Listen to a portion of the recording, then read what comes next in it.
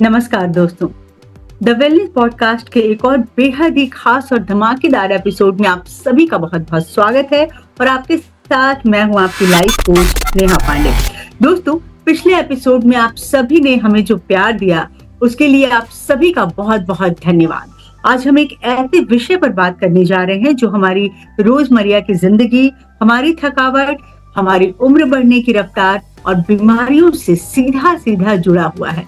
और दोस्तों, अक्सर जब हमारी गाड़ी पुरानी होती है या उसमें से आवाजें आने लगती हैं तो हम तुरंत गैरेज में जाकर उसकी ऑयलिंग और सर्विसिंग करवाते हैं। लेकिन क्या कभी आपने सोचा है कि हमारे 70 से 80 किलो का जो हाड़ मांस का जो शरीर है उसे एक डीप ऑयलिंग की जरूरत होती है? तो आयुर्वेद में इसे एक बहुत ही पवित्र, बहुत ही वैज्ञानिक और बहुत ही प्यारा सा नाम दिया गया है, वो है स्नेहन। आज हम स्नेहन पर ही बात करने वाले हैं। पिछले एपिसोड में आपको याद होगा दर्शकों की हमने आपसे वादा किया था कि 60 से 70 एपिसोड हम लेकर आएंगे पंचकर्मा पे ही। तो उसी को अपना प्रॉमिस निभाते हुए हम आज एक बेहद ही प्यारा सा टॉपिक स्नेहन लेकर आए हैं आप सभी के लिए।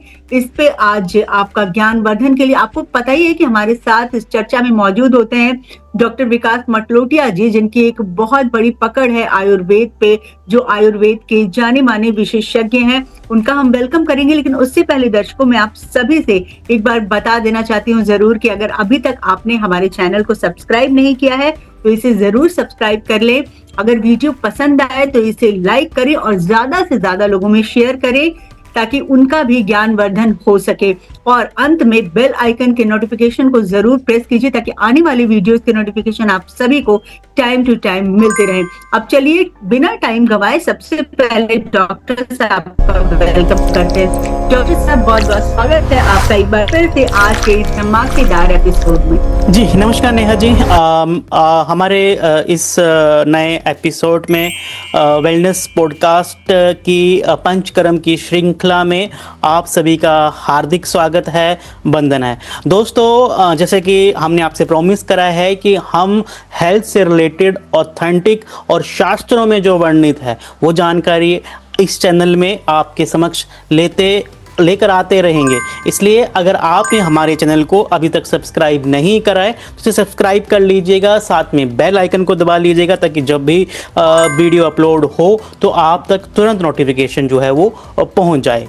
तो दोस्तों, शुरू करते हैं आज की आज का जो एपिसोड है। तो जैसे कि नेहा जी ने बताया कि आज जो है वो हम स्नेहन के ऊपर बात करने वाले हैं। बहुत ही इंटरेस्टिंग और बहुत ही मतलब एक अलग तरह का ये टॉपिक है। और जैसे कि नेहा जी आपने जो एक गाड़ी का एग्जाम्पल दिया, गाड़ी का जो उदाहरण दिया वो बहुत ही सटीक है।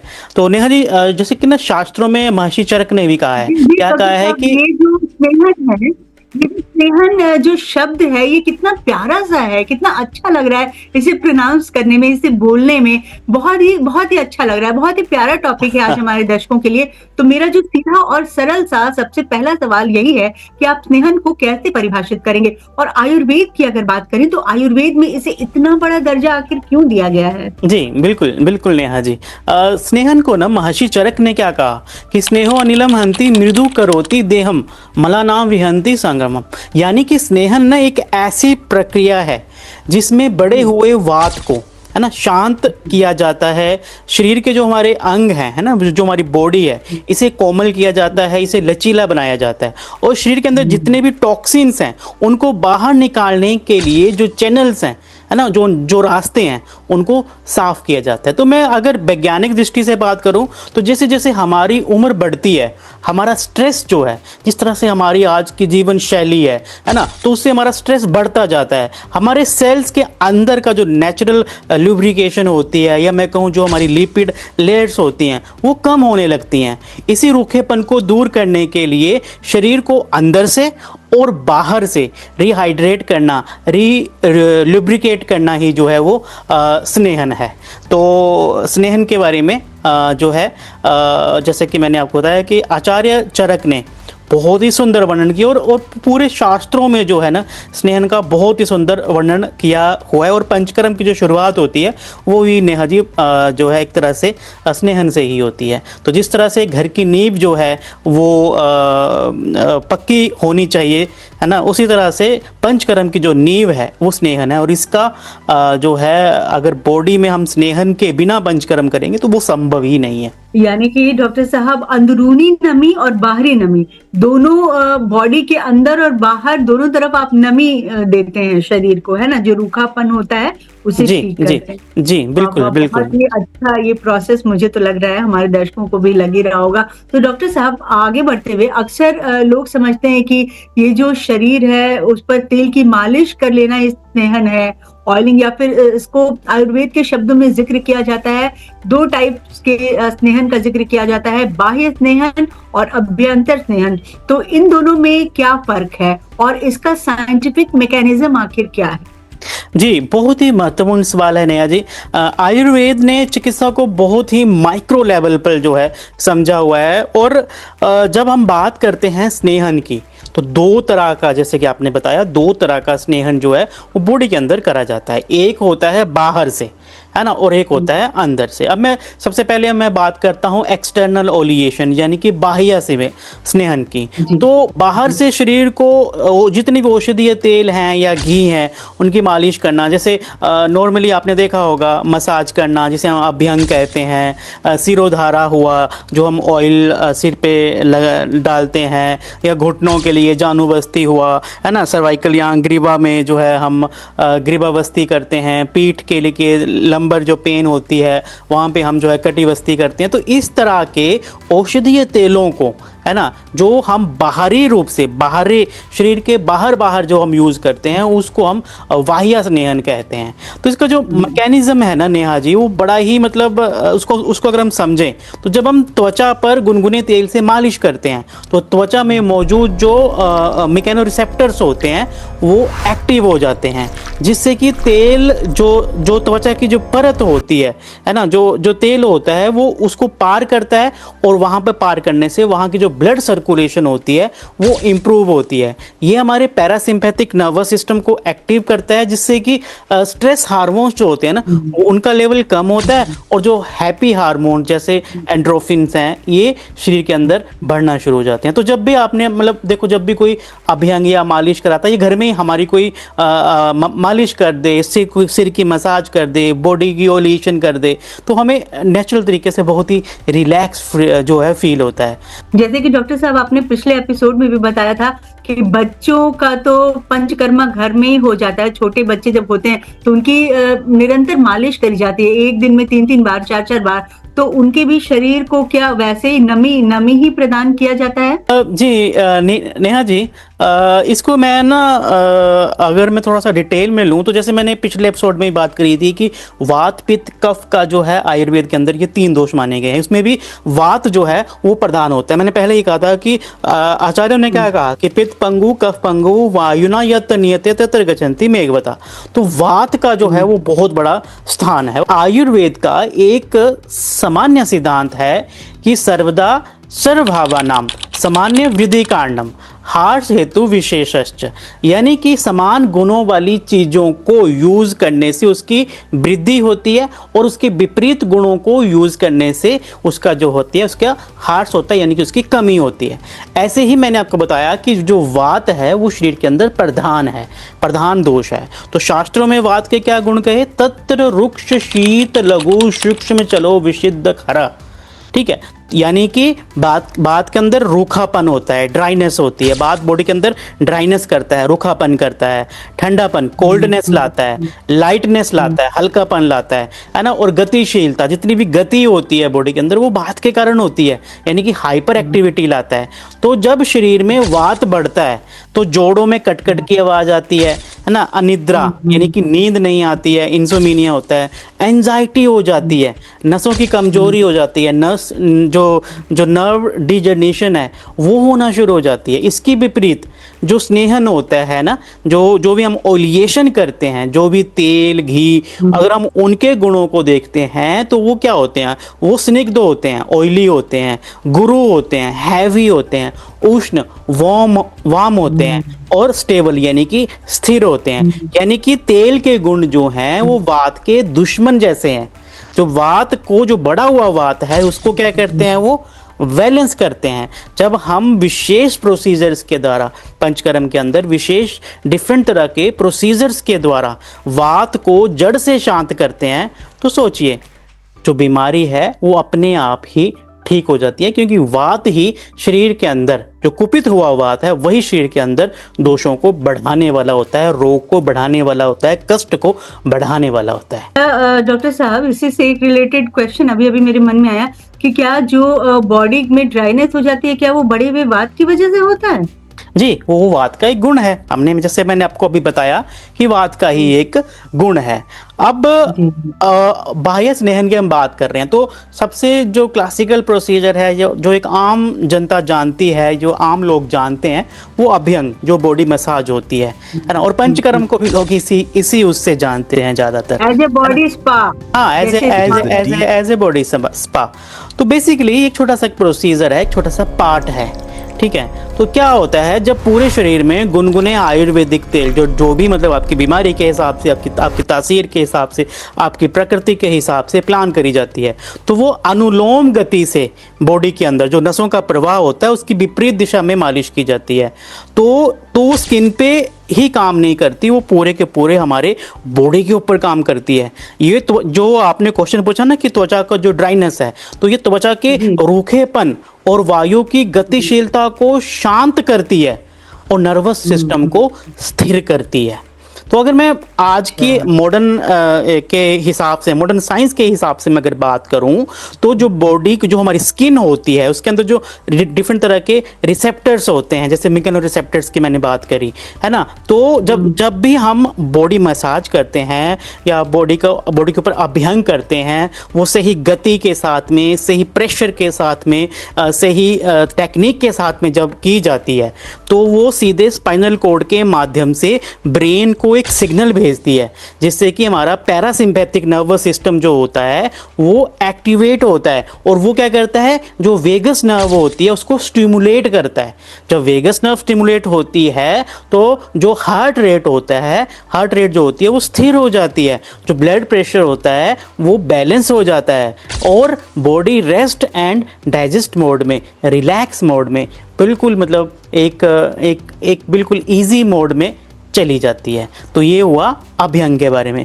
एक नेहा जी, आपने सिरोधारा देखा होगा, है ना, जो मतलब आपने डिफरेंट उस पे फील किया होगा कि जब भी पंचकर्म की ट्रेंड में भी आ गया है डॉक्टर। हाँ, जब भी मतलब पंचकर्म की बात होगी तो वो सिरोधारा की ही बात होगी, है ना। तो बेसिकली सिरोधारा भी जो है ना, वो एक स्नेहन और स्वेदन दोनों का जुड़ा हुआ पार्ट है ना। तो इसमें हम ओलिएशन भी करते हैं और हल्का हल्का बॉडी को जो है, क्योंकि गर्म तेल से करते हैं तो उसमें स्वेदन भी हो जाता है। हालांकि अगली वीडियो में हम स्वेदन की बात करेंगे।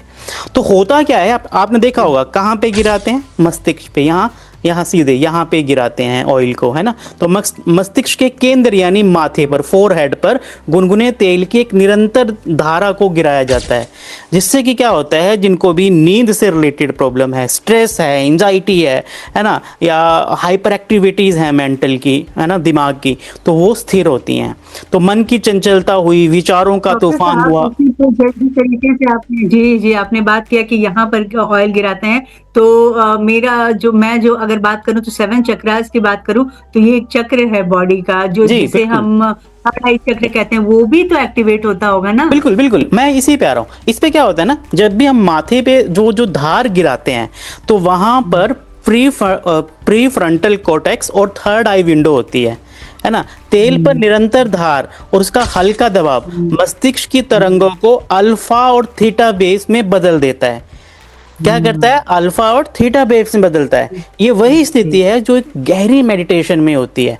तो सोचिए डीप मेडिटेशन की फीलिंग आपको मात्र शिरोधारा प्रोसीजर से ही मिल जाती है। तो वैज्ञानिक रूप से भी ये हमारे और जो HPA एक्सिस होते हैं, यानी कि hypothalamic thalamic pituitary adrenal axis होते हैं, उसको रेगुलेट करता है, जिससे कि तनाव बढ़ने वाला हार्मोन जो होता है, कोर्टिसोन जो होता है, एड्रेनलिन जो होता है ना, वो तुरंत ड्रॉप हो जाता है और सेरोटोनिन और मेलाटोनिन का स्तर जो होता है वो बढ़ जाता है। तो यही कारण है कि क्रॉनिकल स्ट्रेस में, माइग्रेन में, इंसोमिनिया में, एंजाइटी न्यूरोसिस में, डिप्रेशन में हमें जो है वो अच्छे रिजल्ट्स मिल जाते हैं। वाह वाह डॉक्टर साहब, अद्भुत अद्भुत नॉलेज है ये। यानी कि जिसे हम सिर्फ एक बाहरी प्रक्रिया समझ रहे थे, वो असल में हमारे नर्वस सिस्टम, हमारे हार्मोन्स और हमारे बॉडी के जो सेल्स हैं उसको रिप्रोग्राम करने की एक बेहद ही एडवांस और न्यूरोलॉजिकल थर्मल थेरेपी है।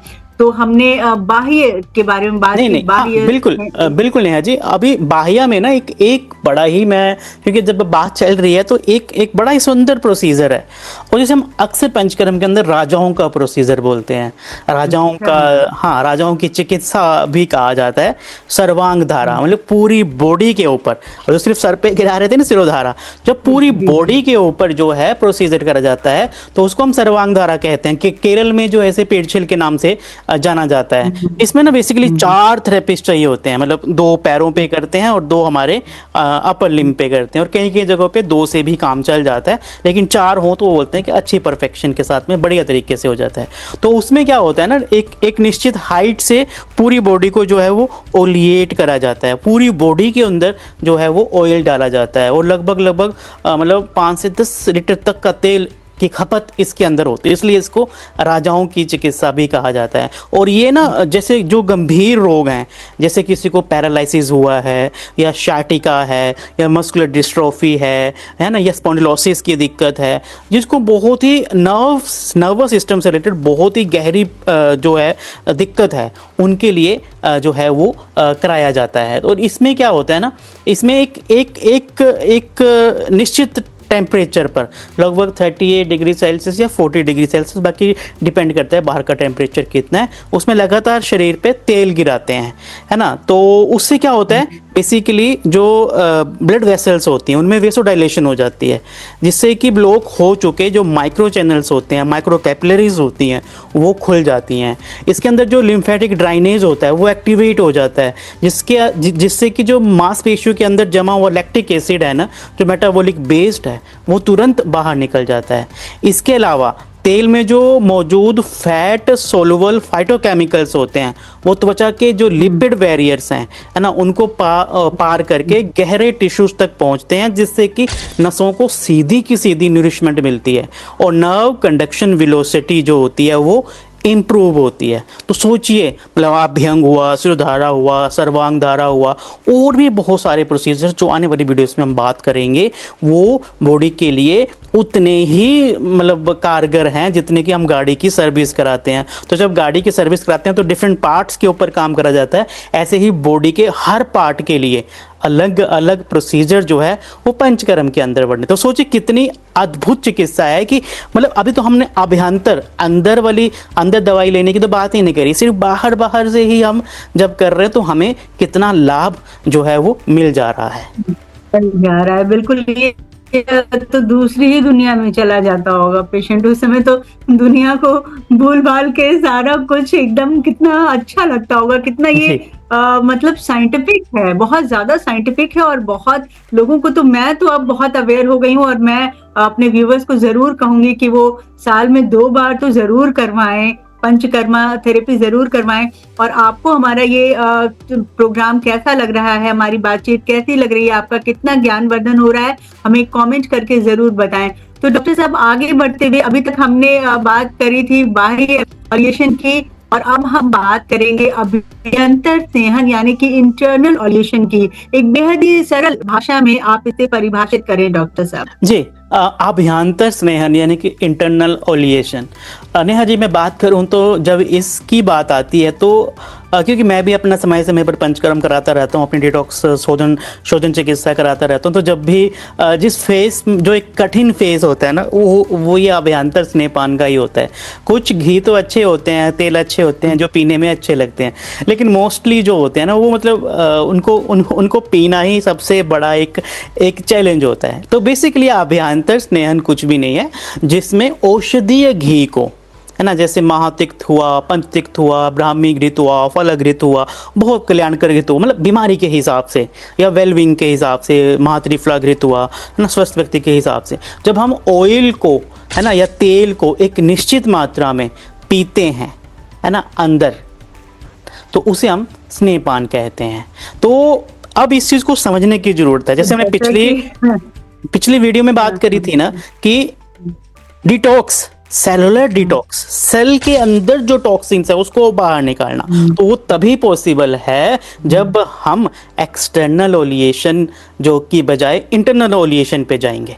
तो जब हम घी पीते हैं तो हमारी सेलुलर लेवल डिटॉक्सिफिकेशन होती है। हमारे शरीर के अंदर जो टॉक्सिन्स हैं, है ना, जो सेल के अंदर जो टॉक्सिन्स होते हैं वो बहुत सारे जो होते हैं लिपोफिलिक, यानी कि बसा में घुलनशील होते हैं, वे पानी में नहीं घुलते। इसलिए सिर्फ पानी पीने से या उपवास करने से या हर्बल टी पीने से या डिटॉक्स काढ़ा पीने से या डिटॉक्स टी पीने से, डिटॉक्स कॉफ़ी पीने से काम नहीं होने वाला है। जब हम खाली पेट मेडिकेटेड घी पीते हैं तो वो घी जो होता है उस फैट सोलुबल टॉक्सिन्स को अपने अंदर घोल लेता है। वो लिपोफिलिक मेडिकेटेड डिलीवरी सिस्टम इसे हम कह सकते हैं, उनको अपने अंदर घोल के उन टॉक्सिन्स को सेल से बाहर निकाल के हमारे गैस्ट्रो इंटेस्टाइनल ट्रैक्ट में, हमारे उदर में, हमारे पेट में जो है वो ले आ जाता है। जिसे हम जब हम घी पीते हैं ना तो हम क्या कहते हैं कि कोष्ठ से शाखा में गमन हुआ, फिर शाखा से क्लेंज करा और शाखाओं से पुनः कोष्ठ में जो है वो गमन हो गया। और फिर जब हमारे टॉक्सिन्स पेट में आ गए हैं, फिर डिपेंड कर रहा है कि हमने कौन सा प्रोसीजर चूज किया हुआ है। उसको बमन से बाहर करना है, उसको विरेचन से बाहर करना है, कफ की शुद्धि करनी है, पित्त की शुद्धि करनी है, क्या करना है, तो वो फिर बाद में हम जो है प्रोसीजर बीमारी के हिसाब से, तासीर के हिसाब से, काल के हिसाब से। डॉक्टर साहब आपने बिल्कुल ही सिंपल तरीके से बता दिया कि हम घी पिलाते हैं, लेकिन यहीं पे एक बहुत बड़ा डर सामने आता है। आप जैसा कि जानते ही हैं कि आजकल की जो जनरेशन है वो घी तेल से बहुत ज्यादा डरती है, कितना घबराती है। जैसे कि अगर किसी को कहा जाए कि आपको सुबह उठकर 50 ml घी पीना है या 100 ml घी पीना है, गुनगुना घी पीना है, तो लोग बिल्कुल डर से जाते हैं कि अरे बाप रे बाप, कहीं मेरा कोलेस्ट्रॉल तो नहीं बढ़ जाएगा, कहीं मेरा आर्टरी ब्लॉक नहीं हो जाएगी, कहीं मेरा वजन तो नहीं बढ़ जाएगा, मुझे हार्ट अटैक तो नहीं आ जाएगा। तो एक डॉक्टर के नाते, एक वैज्ञानिक रिसर्च के आधार पर आप इस डर पे क्या कहना चाहेंगे? और जो व्यूवर्स हमें सुन रहे हैं, जो लोग हमें देख रहे हैं, उनके मन से इस डर को आप कैसे दूर करेंगे डॉक्टर साहब? जी नेहा जी, ये आज के समय का ना सबसे बड़ा मिथ है और मैं इसे बड़े ही स्पष्ट रूप से आपको बताना चाहूंगा कि लोग आधुनिक जो रिफाइंड ऑयल्स होता है ना या अनसैचुरेटेड ट्रांस फैट्स होते हैं उसकी तुलना जो है वो हमारे पारंपरिक औषधीय गोघृत के साथ करते हैं, क्योंकि इसमें जो बेस होता है ना बेसिकली गोघृत ही होता है। ठीक है, तो मैं आपको सबसे पहले बताऊं कि गाय के घी में मुख्य रूप से शॉर्ट चेन और मीडियम चेन फैटी एसिड्स होते हैं, जिसे जैसे कि इसके अंदर जो होता है वो ब्यूट्रिक एसिड होता है। ये एक ऐसा फैट है जो आपके लीवर के अंदर जो है वो सीधे एनर्जी में बदल जाता है। ये शरीर में बैड कोलेस्ट्रॉल के रूप में जमा नहीं होता है। जब हम खाली पेट औषधीय घी पीते हैं तो ये हमारे लीवर को सिग्नल देता है और वो वाइल को प्रोड्यूस करता है, बाइल की प्रोडक्शन को बढ़ाता है। ये हमारी कोशिकाओं की लेथिन और फॉस्फोलिपिड्स की परत जो होती है उनको पोषण देता है।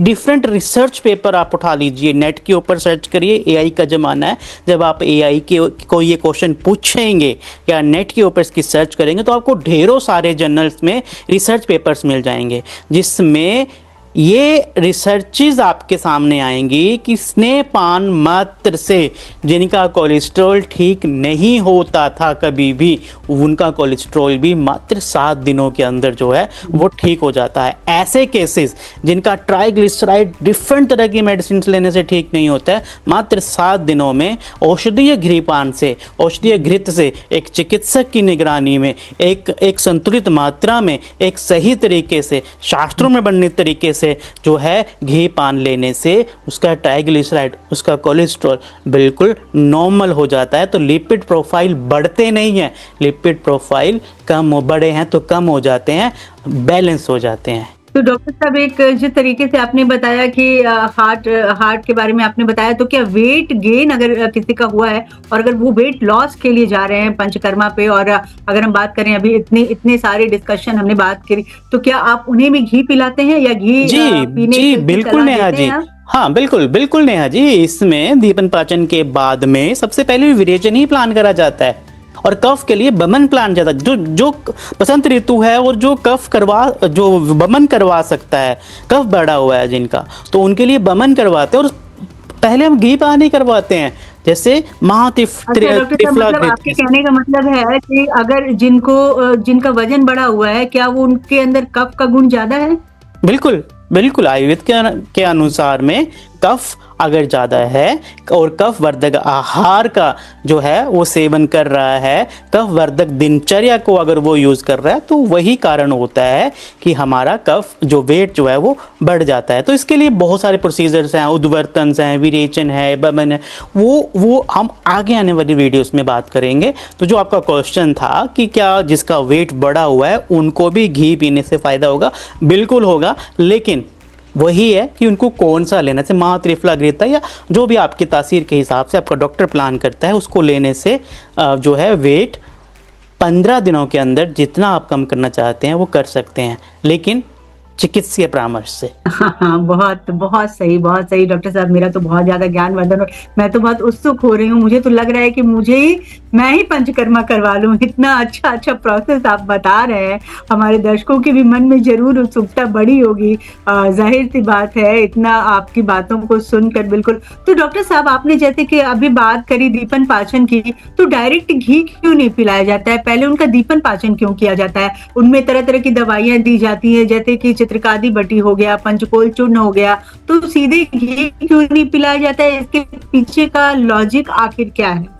जी नेहा जी, इसको ना बड़े सिंपल तरीके से समझते हैं। सपोज करिए आप अपने किचन में गए और किचन में कोई कढ़ाई पड़ी है, उसमें पहले की सब्जी बनी हुई है और सब्जी लगी हुई है, तो अगर आप उसको जो है उसके ऊपर जो है वो घी डाल देंगे तो क्या होगा?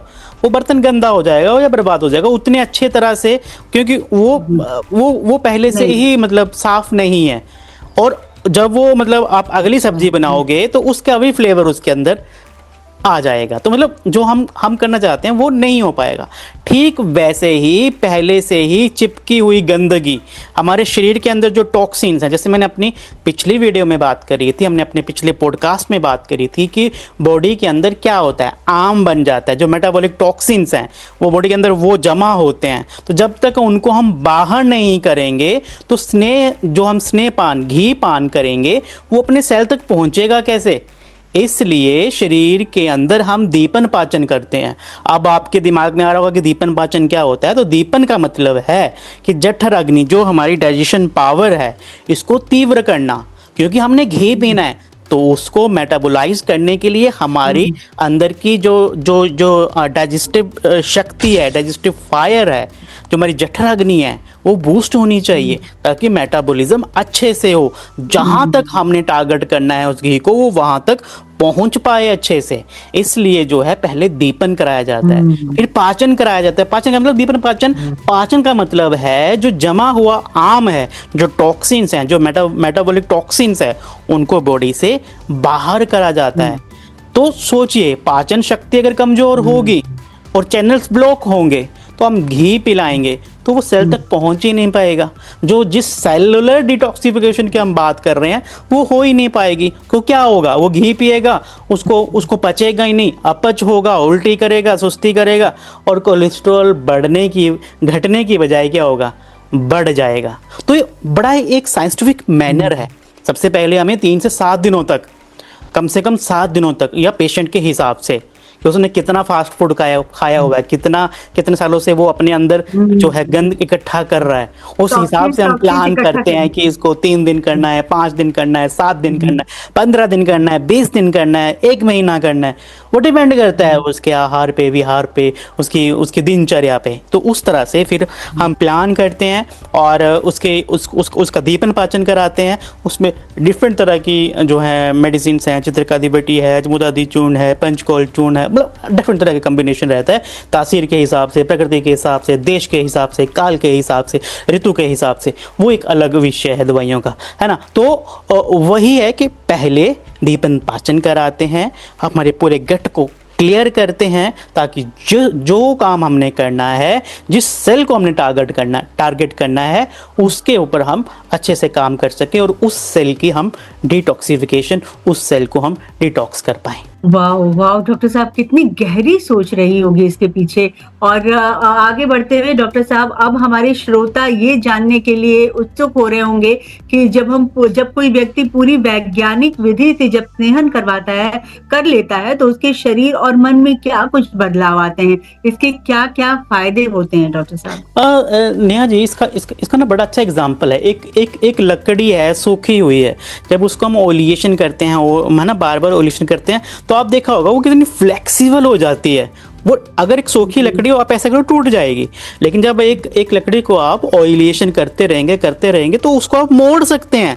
इसको आप करके देखिएगा, ऐसा होता है। तो फिर शरीर के साथ ऐसा क्यों नहीं हो सकता? शरीर के साथ भी ऐसा ही होता है, ठीक है। तो स्नेहन के बहुत ज़्यादा फायदे हैं। शारीरिक फायदे तो हैं ही हैं, लेकिन मानसिक फायदे भी बहुत हैं, आत्मिक फायदे भी बहुत हैं, है ना। तो सबसे पहले अगर हम बात करें तो मैंने जैसे कि आपको एग्जाम्पल दिया अभी लकड़ी का, कि वो लचीली हो जाती है, टूटती नहीं है।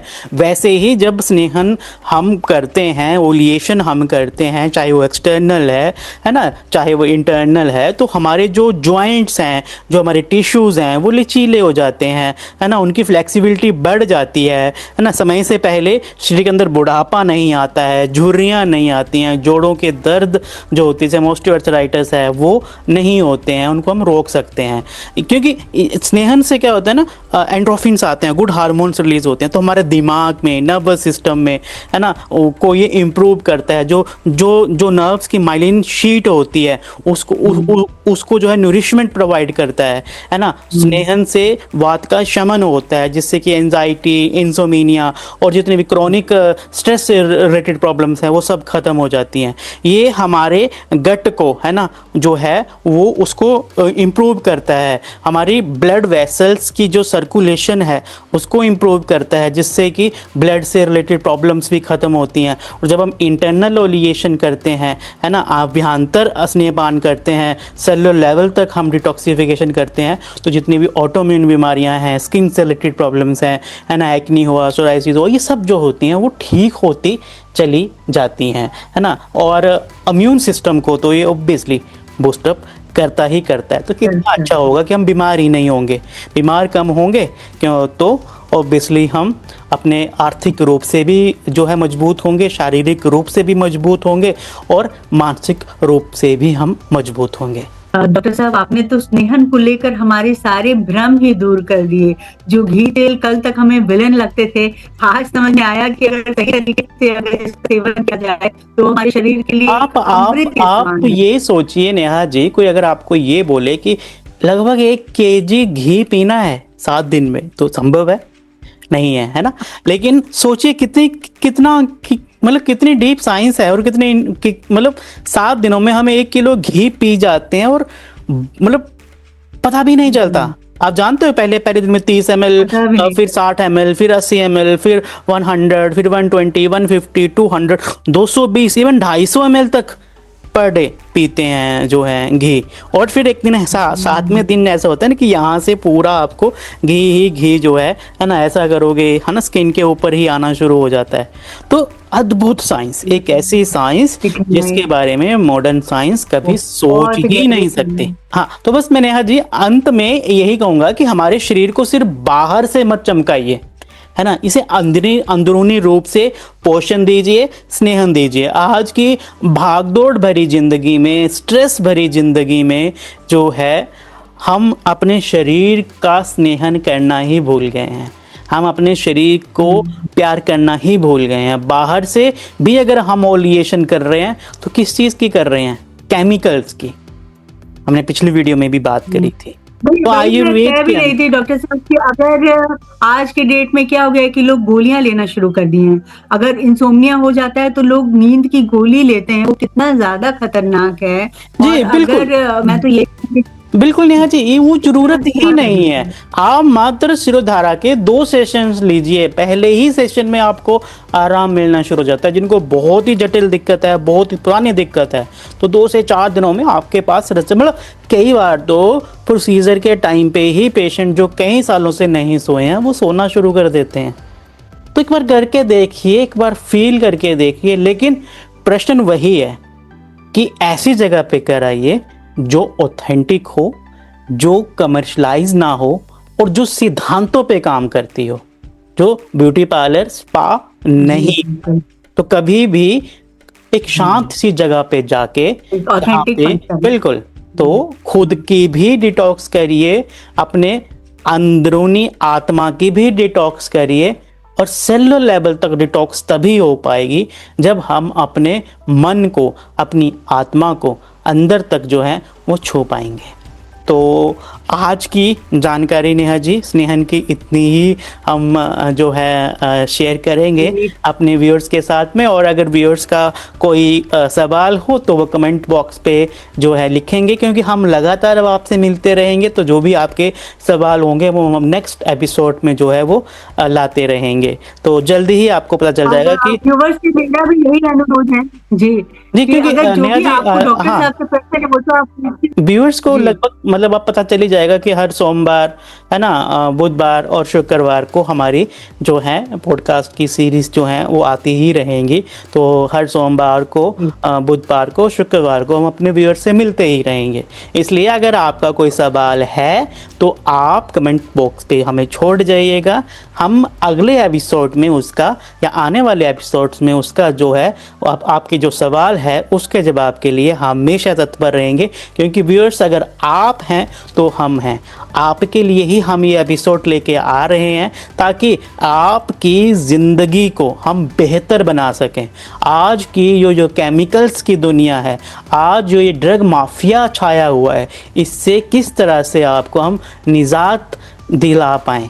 आपकी शारीरिक शुद्धि के साथ में आपकी मानसिक और आत्मिक शुद्धि हम किस तरह से कर पाएँ, यही हमारा जो है वो लक्ष्य है। क्योंकि सदियों से पहले एपिसोड में हमने बात करी थी कि आयुर्वेद का एक ही प्रयोजन है, स्वस्थस्य स्वस्थ रक्षणम आतुरस्य विकार प्रशमनम च, यानी कि स्वस्थ व्यक्ति के स्वस्थ की रक्षा करना और रोगी व्यक्ति के विकार को नाश करना, उसको दूर करना।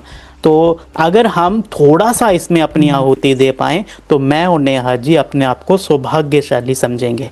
तो आपका जो भी प्रश्न हो, निसंकोच आप कमेंट बॉक्स पे छोड़िए, या फिर आप जो है नीचे दिए हुए नंबर पे कमेंट भी, मैसेज भी ड्रॉप कर सकते हैं। तो कमेंट करिएगा तो हम उसका जवाब जो है आपको अगली वीडियो में दे देंगे, या कमेंट में उसी टाइम पे रिवर्ट कर देंगे। तो होपफुली उम्मीद रखता हूँ ये वीडियो आपको पसंद आई होगी। अगर ये वीडियो पसंद आई, ये जो हमारी वार्तालाप थी, अगर ये पसंद आई तो चैनल को लाइक करिएगा, शेयर करिएगा। और हाँ, अगर आपने अगर हमारे चैनल को अभी तक सब्सक्राइब नहीं करा है तो उसे सब्सक्राइब करते हो जाइएगा। तो नेहा जी, अगर आपने जो है व्यूअर्स को अपनी ओर से कुछ बात रखनी हो तो उसको रखिए, और फिर आज के इस एपिसोड में दर्शकों से हम लेंगे विदा। बहुत बहुत धन्यवाद डॉक्टर साहब, बहुत बहुत धन्यवाद। इतनी बहुमूल्य और वैज्ञानिक जानकारी आप हमारे साथ साझा करने के लिए आपका बहुत बहुत धन्यवाद। तो दोस्तों, ये था हमारा आज का एपिसोड। अगली बार जब आप अपने किचन में शुद्ध गाय का घी देखें तो उसे सिर्फ फैट मत समझिएगा, उसे अपने शरीर की सर्विसिंग का जरिया समझिएगा। आपको आज का ये एपिसोड कैसा लगा हमें कमेंट्स में जरूर बताइएगा। वीडियो लाइक करें, शेयर करें, ज्यादा से ज्यादा लोगों में शेयर करें ताकि आपके साथ साथ उनका भी ज्ञान वर्धन हो। हमारे चैनल को सब्सक्राइब करना बिल्कुल भी ना भूलें। स्वस्थ रहिए, मस्त रहिए और अपनों से स्नेह बनाए रखिए। नमस्कार।